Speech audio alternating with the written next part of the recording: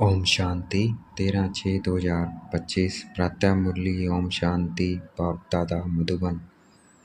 ओम शांति मीठे बाप दादा, मीठे बच्चे। हाँ जी मीठे बाबा, इस वेद के खेल में तुम आत्मा रूपी एक्टर पाठधारी हो।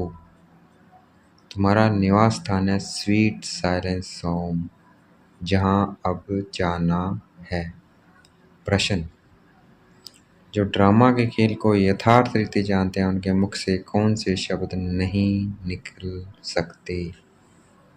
जो ड्रामा के खेल को यथार्थ रीति जानते हैं, उनके मुख से कौन से शब्द नहीं निकल सकते?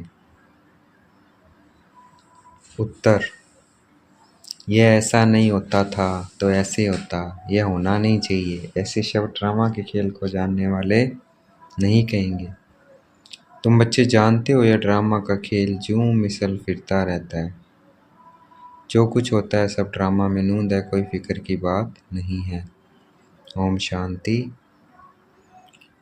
बाप जब अपना परिचय बच्चों को देते हैं तो बच्चों को अपना परिचय भी मिल जाता है। सब बच्चे बहुत समय देह अभिमान होकर रहते हैं। देह अभिमानी हो तो बाप का यथार्थ परिचय हो, परंतु ड्रामा में ऐसे है नहीं। बल कहते भी हैं भगवान गॉडफादर रचता है, परंतु जानते नहीं है। शिवलिंग का चित्र भी है, परंतु इतना बड़ा तो वह है नहीं।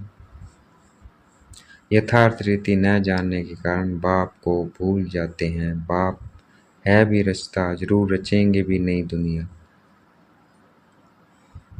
तो जरूर हम बच्चों को नई दुनिया की राजधानी का वर्षा होना चाहिए। स्वर्ग का नाम भी भारत में मशहूर है, परंतु समझते कुछ भी नहीं है। कहते हैं फलाना मरा स्वर्ग पधारा, अब ऐसे कभी होता है क्या? अभी तुम समझते हो हम सब तुच्छ बुद्धि थे, नंबरवार तो कहेंगे ना। मुख्य के लिए ही समझानी है कि मैं इनमें आता हूँ, बहुत जन्मों वाले अंतिम शरीर में। यह है नंबर 1। बच्चे समझते हैं अभी हम उनके बच्चे ब्राह्मण बन गए हैं। यह सब है समझ की बातें। बात इतने समय से समझाते ही रहते हैं, नहीं तो सेकंड की बात है बाप को पहचानना। बाप कहते हैं मुझे याद करेंगे तो तुम्हारे विक्रम विनाश होंगे। निश्चय हो गया, फिर कोई भी बात में प्रश्न आदि उठ नहीं सकता है। बाप ने समझाया तुम पावन थे जब शांति धाम में थे, यह बातें भी तुम ही बाप द्वारा सुनते हो, दूसरा कोई सुना नहीं सके। तुम जानते हो हम आत्माएं कहाँ की रहवासी हैं। जैसे नाटक के एक्टर्स कहेंगे हम यहाँ के रहवासी है, कपड़ा बदल कर स्टेज पर आ जाएंगे। अभी तुम समझते हो हम यहाँ के रहवासी नहीं हैं।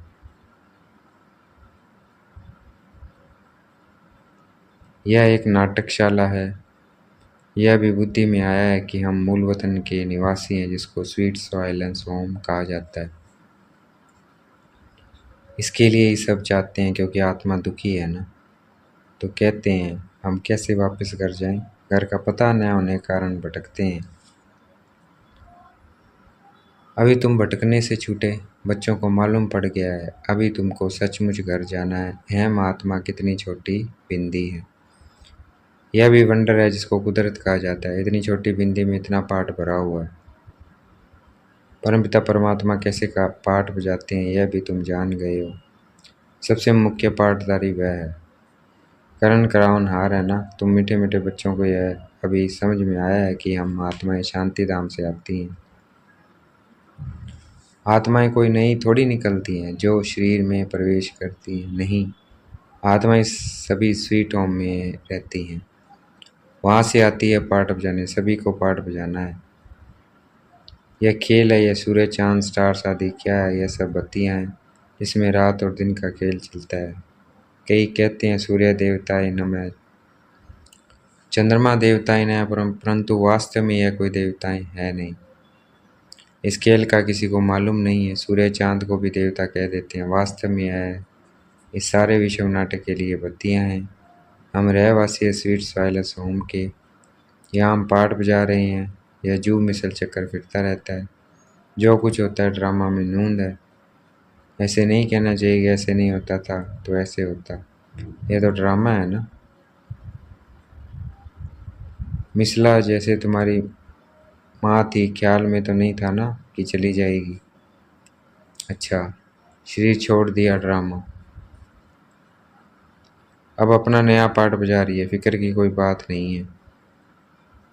यहाँ तुम सब बच्चों की बुद्धि में हम एक्टर्स हैं। ये हार और जीत का खेल है। यह हार जीत का खेल माया पर आधारित है। माया से हारे हार है, माया से जीते जीत है। ये गाते तो सब हैं, परंतु बुद्धि में ज्ञान जरा भी नहीं है। तुम जानते हो माया क्या चीज़ है? यह तो रावण है, जिसको ही माया कहा जाता है।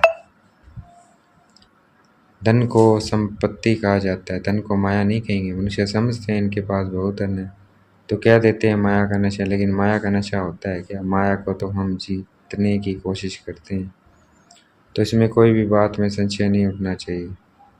कच्ची अवस्था होने के कारण ही संशय उठता है। अभी भगवान वाच है किसके प्रति? आत्माओं के प्रति। भगवान तो जरूर शिव ही चाहिए जो आत्माओं प्रति कहे।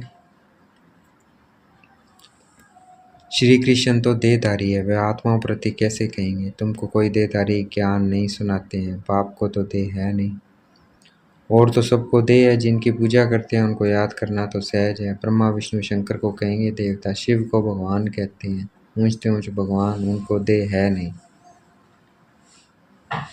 यह भी तुम जानते हो, जब मूल वतन में आत्माएं थी तो तुमको देह थी नहीं, तुम आत्मा ही थी। यह बाबा भी आत्मा है, सिर्फ वह परम है, उनका पाठ गाया हुआ है।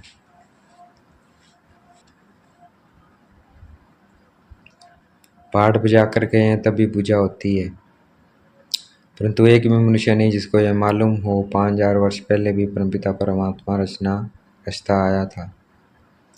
वह है ही हेवनली गॉड फादर। हर 5000 वर्ष बाद कल्प के संगम पर वह आते हैं, परंतु कल्प की आयु लंबी चौड़ी कर देने से सब भूल गए हैं। तुम बच्चों को बाप बैठ समझाते हैं, तुम खुद कहते हो बाबा हम आपसे कल्प कल्प मिलते हैं और आपसे वर्षा लेते हैं। फिर कैसे गवाते हैं? बुद्धि में है। ज्ञान तो अनेक प्रकार के, परंतु ज्ञान का सागर भगवान को ही कहा जाता है। अब यह भी सब समझते हैं विनाश होगा जरूर। आगे भी विनाश हुआ था, कैसे हुआ था यह किसी को भी पता नहीं है। शास्त्रों में तो विनाश के बारे में क्या क्या लिख दिया है। पांडवों और कौरवों की युद्ध कैसे हो सकती है? अभी तुम ब्राह्मण हो संगम युग पर, ब्राह्मणों की तो कोई लड़ाई है नहीं। बाप कहते हैं तुम हमारे बच्चे हो। नॉन वायलेंस डबल अहिंसक। अभी तुम निर्विकारी बन रहे हो। तुम ही बाप से कल्प कल्प वर्षा लेते हो, इसमें कुछ भी तकलीफ की बात नहीं है। नॉलेज बड़ी सहज है। 84 जन्मों का चक्कर तुम्हारी बुद्धि में अभी नाटक पूरा होता है, बाकी थोड़ा टाइम है। तुम जानते हो अभी ऐसा समय आने वाला है जो साहूकारों को भी अनाज नहीं मिलेगा, पानी नहीं मिलेगा।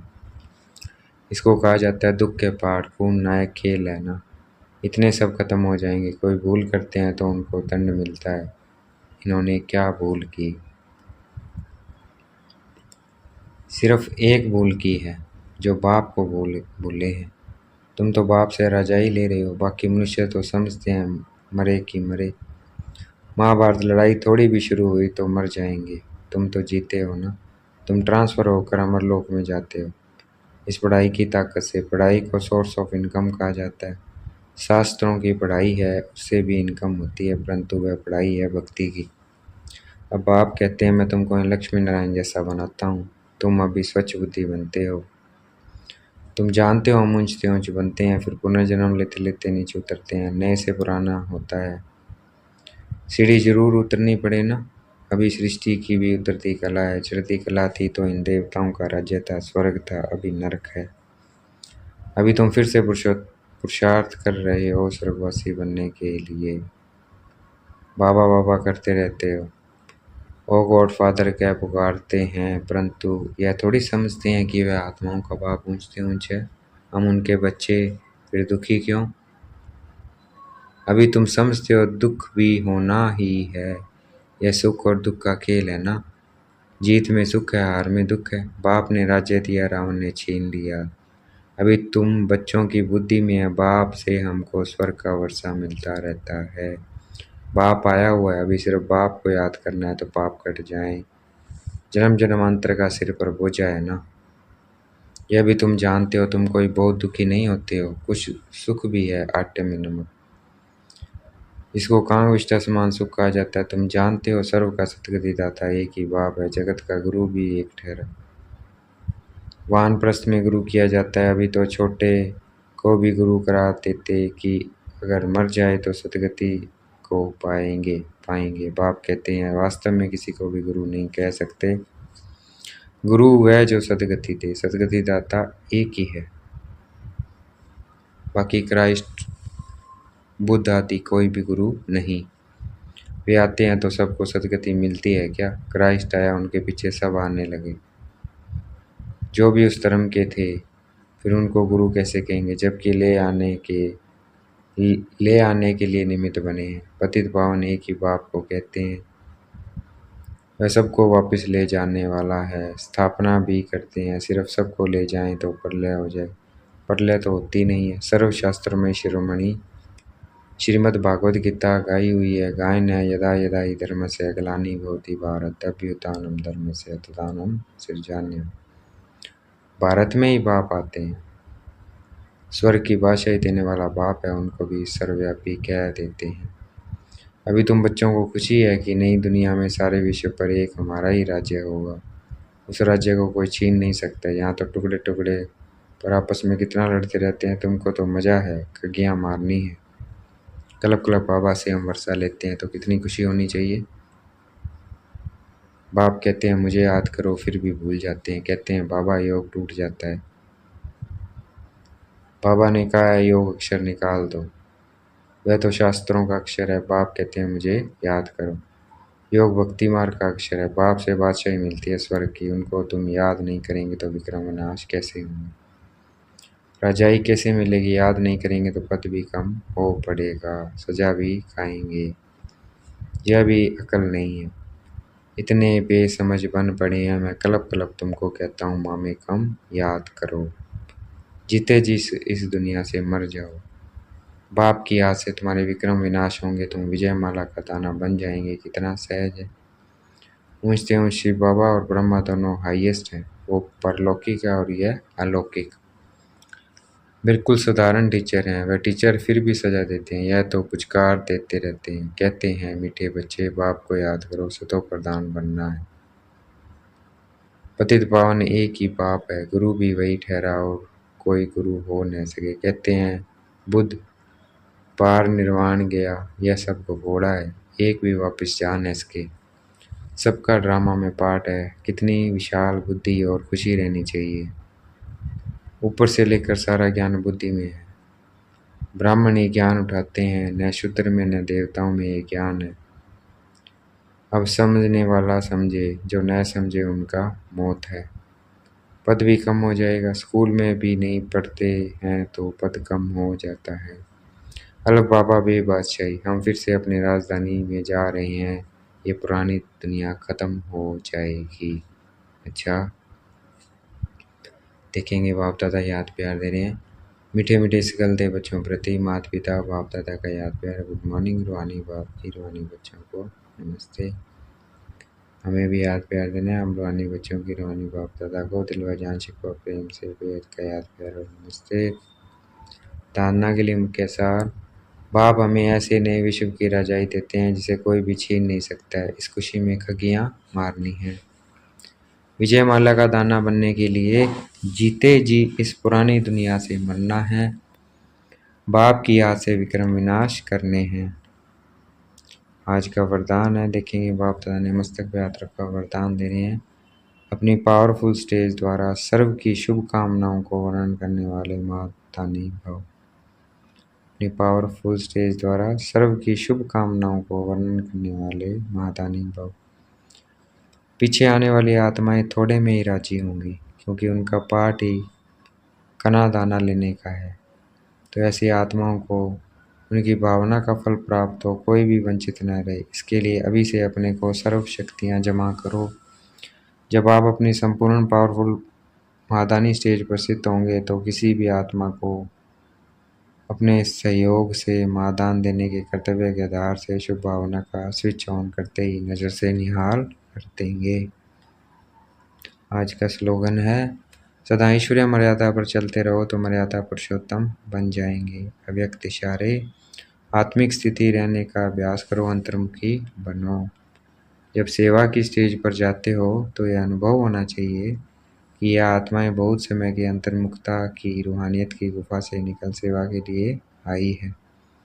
तपस्वी रूप दिखाई दे, वेद के वैराग्य की रेखाएं सूरज से दिखाई दे। जितना ही अति रूप भाव उतना ही अति रहम। ऐसी सर्विस का अभी समय है, तो ऐसी सर्विस करनी है। अच्छा, ओम शांति। शुक्रिया मेरे बाबा, शुक्रिया।